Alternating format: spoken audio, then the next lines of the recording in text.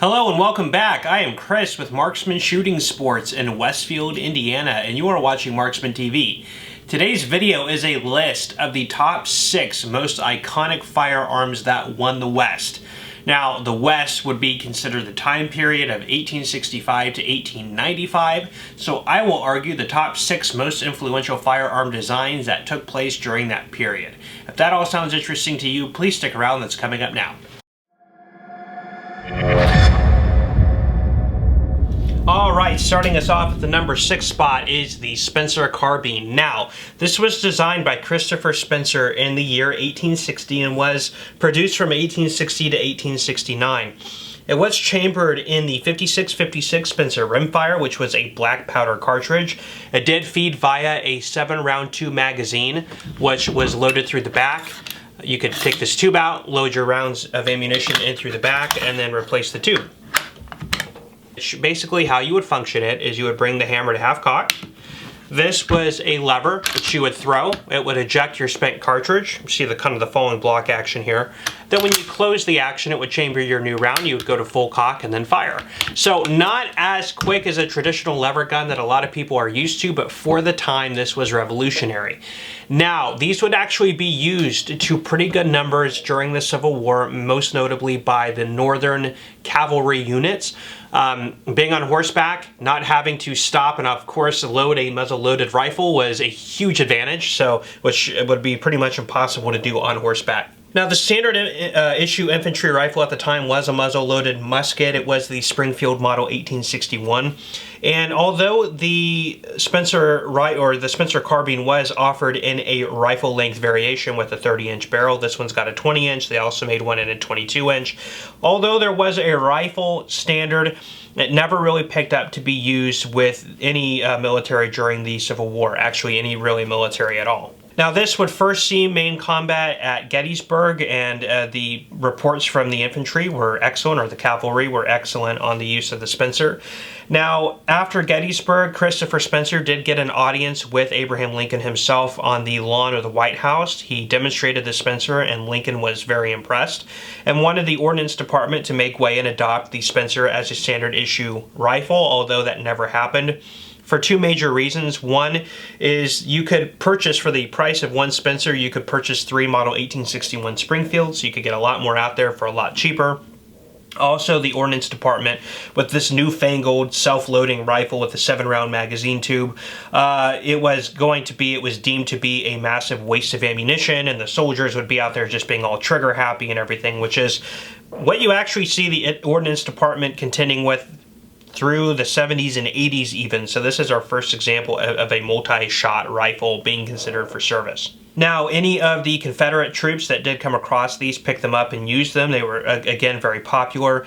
Up after the Civil War, these would stay, and a lot of these would be still very prized on the frontier as a good viable rancher or ranch hand rifle. They're very lightweight for the time period, and very handy, very usable carbine. Also, the fact that you could load multiple rounds of ammunition was a huge plus for the civilian person.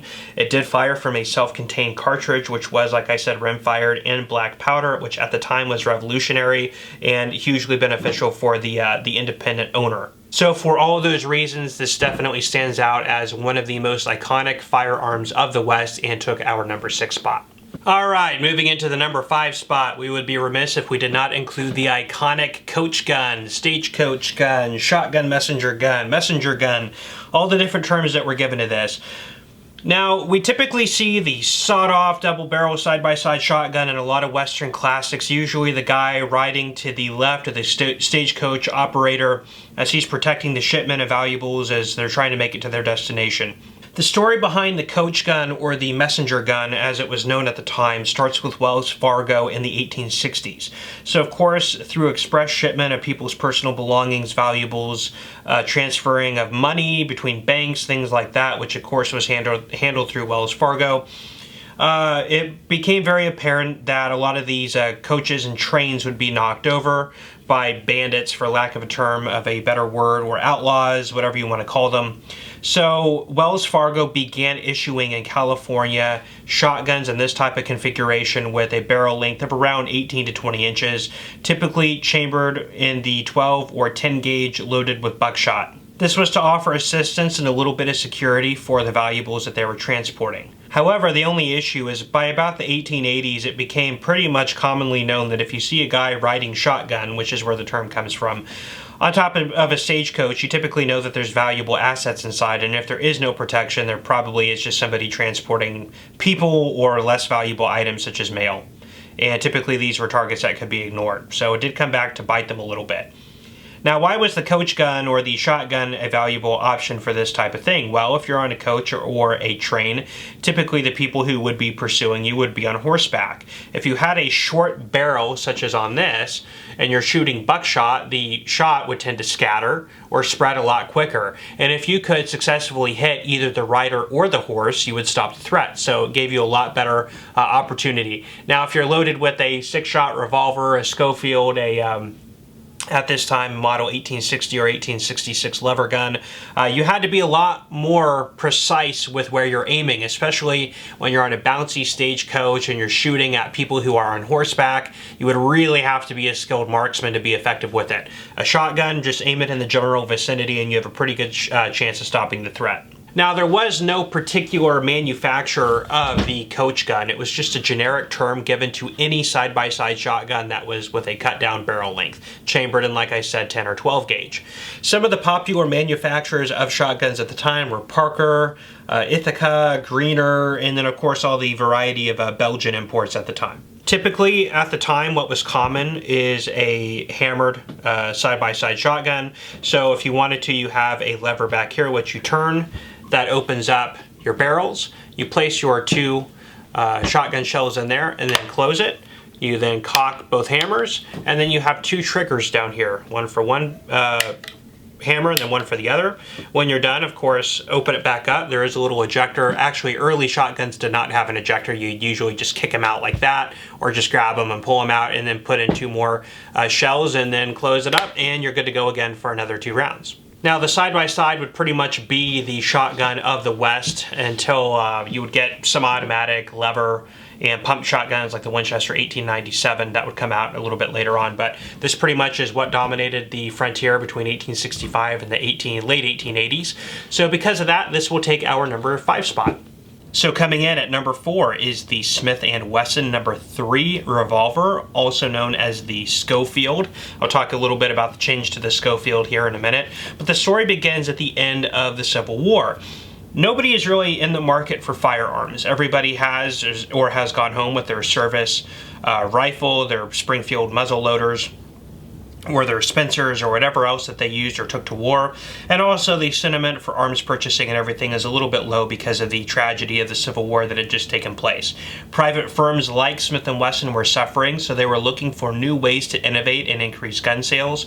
So with the Rowan White patent, which gave Smith & Wesson the ability to have control over the bored-through cylinder. What that basically means is a cylinder where you can put cartridges. You're not muzzle loading or loading each cylinder with a little nipple at the end like you saw on the 1860 Colt, which this would replace.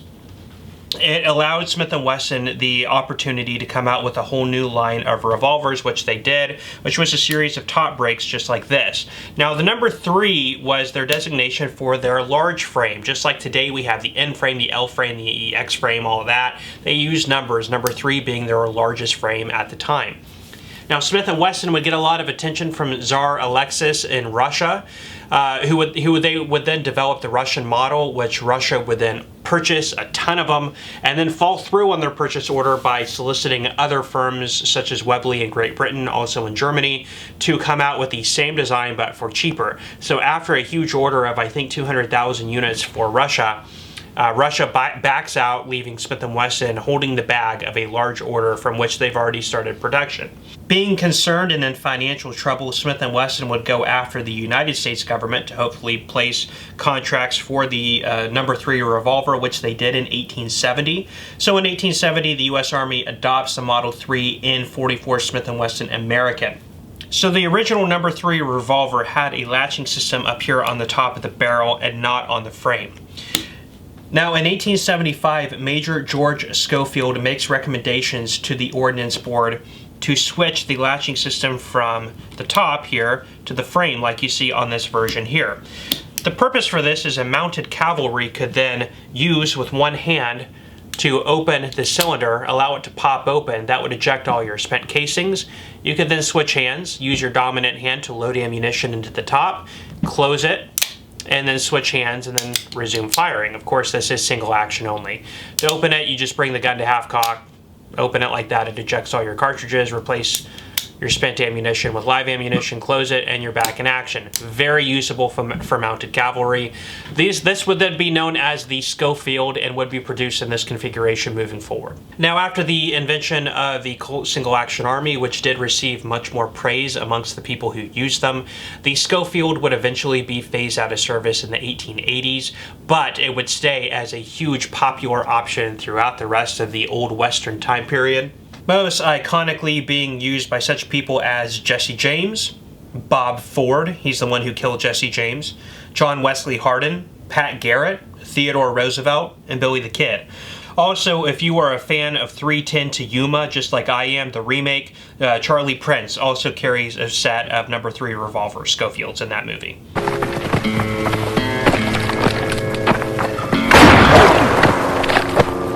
Anyway, for the revolutionary new design, to be the first self-contained cartridge revolver to be accepted by the military, and for its high-profile use against lawmakers and outlaws alike, the Schofield, or the Smith & Wesson number 3 revolver, takes our number 4 spot. And coming in at number 3 is the very iconic and developmentally important Winchester Model 1886.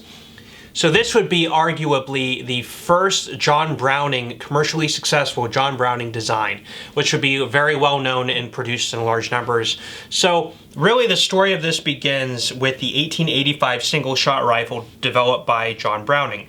Oliver Winchester, the president of Winchester Repeating Arms, gets his hands on this rifle and is very impressed with the workmanship and wants to visit the manufacturer himself. So he makes a trip out to Ogden, Utah, to see the very renowned Browning manufacturing plant, which didn't really exist. It was kind of a 2-story home where John Browning and his brothers worked designing guns. So he comes across John Browning, who, needless to say, was not what he expected, a very young guy and a revolutionary genius in arms manufacturing, with a very simple tool room and a little workshop that he had set up. He works with John Browning to come up with plans to come out with new rifle designs, the first of which being the Model 1886. So he would sell the rights to this to be manufactured by Winchester. So even though it is a Winchester Model 1886, it is a John Browning design and would really pave the way and be John Browning's first real big contract with any arms manufacturer. Now, he did sell the rights also to the 1885 single-shot rifle to Oliver Winchester for $8,000, which at the time was an extraordinarily high amount of money. But this would be the one that he would co-opt with an arms manufacturer. And a couple other reasons that would make this popular is up until then, Winchesters were designed on the toggle link system. So that would be the Henry Model 1860, the 1866, and the 1873, which was very, well, arguably weak and really could only contain the pressures of a pistol caliber cartridge. John Browning would then come up with a double locking system here, which here I'll bring in for you. You see how those 2 locking lugs come down, but when you close the action, those 2 lugs raise up, a very strong and robust system, which would now allow the user to chamber full powered rifle cartridges, which was the first sort of express rifle, big game shooting, turned into a big buffalo hunting gun. Also would popularize the 4570 in commercial use. Of course, in 1873, the Springfield trapdoor, also chambered in 4570, was introduced, but that was mainly military use. This would be the first big commercial use of that round for buffalo hunting and other big game hunting. This one here was actually made in 1896 and is chambered in 3856 WCF. WCF standing for Winchester Centerfire. So for those reasons, this takes the number 3 spot in the most iconic guns of the West. All right, coming in at number 2 is going to be the Winchester Model 1873. Now this is a Winchester Model 1866 above it. So we're just going to focus on the 73, but use the 66 to talk about some design changes that made the 73 so iconic. Now there is going to be a lot of dissent in the comment sections because one of the debates as old as time is what is the true gun that won the West. Now one of the two that people always argue is it's the 1873 that won the West, the 1873 Winchester. The other that everybody argues, which you could probably all guess what it is by now, that'll be our number 1 spot, because I think the number 1 spot is the gun that won the West, but let me know in the comment sections what you think. The 1873 was the most owned and used lever action rifle between the 1870s and the 1890s. Everybody had one. In fact, in a lot of the old Western movies, Model 1892s are typically used as stand-ins, which they should be for the time periods that they are portraying. They should be 1873s.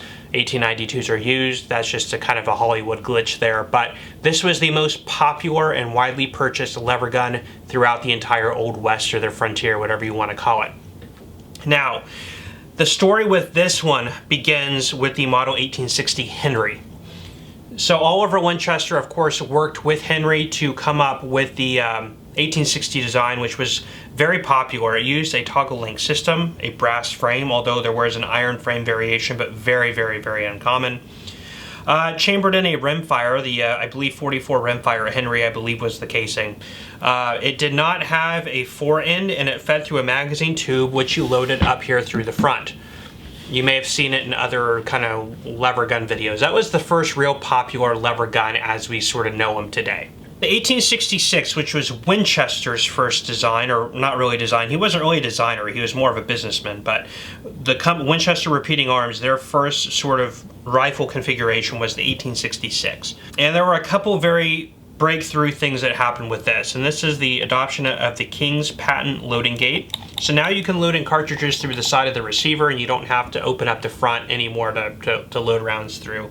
We have a handguard also added since we don't have to worry about a little feeding tab coming down following the rounds in. Still did use the toggle lock system and was made from brass, just like you see it here. Now, then we move into 1873, which was the next variation. This was now made from an iron frame and used the King's patent loading gate design. It still used the toggle link system, but the very important thing about this is it is the first Winchester lever gun to be chambered in a centerfire cartridge. Most popularly, this was chambered in the 4440. And in 1873, that's when we are moving from rimfire to centerfire. The firing pins are a lot stronger. The reliability of the cartridges being fired is a lot greater than a rimfire. So there were a lot of advantages to the centerfire cartridge, this being the first one adopted by Winchester. Now this particular one here was made in 1892 and it is chambered in 3220. They were made in a varying degree of different calibers. Again, remember they were pistol cartridges. Now there would be other handguns designed around the same time that would be chambered in the same cartridge, and this is where you would kind of get the first sort of the gunslinger setup where you had a single action army or a Schofield or a Remington that would be chambered in the same cartridge as your long gun. So so you could kind of set up your caliber that way. So really for those reasons, this comes in at the number 2 spot, the Winchester Model 1873. And coming in at number 1, there could be none other than the Colt single action army, the Colt model of 1873, the Peacemaker, the Colt 45, in essence, the gun that won the West, in my opinion. So the single action army was developed by Colt after the expiration of the Roland White patent, which if you remember when we talked about the Smith & Wesson number 3, that gave Smith & Wesson the rights to the bore-through cylinder. At the expiration of that patent, Colt got to work very quickly and came out with the Model 1873. Single action army Peacemaker was kind of the general nickname given to this. It was probably the most popular and most privately owned firearm during sort of the Old West frontier period. Everybody seemed to have one, from, again, villains to lawmakers, anybody. It was a 6-shot revolver, which loaded through the means of a side loading gate. You had the loading gate here, you brought the gun to half cock. You can then load in each round through the side loading gate. When your cylinder is loaded, you bring it to full cock and then you fire. It is a single action only, so the hammer has to be cranked back every single time. Now, when your ammunition is expended, go ahead and bring it to half cock again, and then you use the ejector rod down here to knock out every cartridge. Now, this one here was made in 1904, and it is chambered in 38 WCF, and it does have the 4 3/4 inch barrel, which was more of the civilian offering by Colt, or the gunfighter model. The military would adopt a 7.5 inch barrel of this, known as the cavalry model, and also a 5.5 inch barrel known as the artillery model. The most popular caliber for this, and the one that was adopted by the military, was the .45 Colt. The Single Action Army would be in service along with the Schofield, the Single Action Army being chambered in .45 Long Colt, the Schofield being chambered in .45 Smith & Wesson. Two different cartridges. The .45 Smith & Wesson was a little bit shorter, so the Single Action Army could fire both, but the Schofield could only fire the .45 Smith & Wesson. Incidentally, the Schofield would be dropped for ordnance, ammunition supply purposes, and things like that in favor of the Single Action Army. Now, even though the Single Action Army was a little bit more cumbersome to load and unload and reload, the Single Action Army did fare more favorable with the people who they were issued to, as a more durable, rugged, and robust design, more accurate, if you will. In virtually every old Western movie or TV show you watch, you will see a Single Action Army show up in one fashion or another. So for those reasons, I am dubbing this the gun that won the West, and our #1 spot for the most iconic firearms of the Old West. Well, that is all the time I have for you today on this. Thank you so much for stopping by and checking out this video. If you agree or disagree with this list, please let me know down in the comment section what you may have picked as your top 6 most iconic guns of the Old West. If you enjoyed this video, please let me know by hitting that like button. And if you want to see more content like this, please go ahead and subscribe to my channel and hit that bell notification button so you can be aware when I post new content. Again, I am Chris with Marksman Shooting Sports in Westfield, Indiana. You are watching Marksman TV. I will see you next time.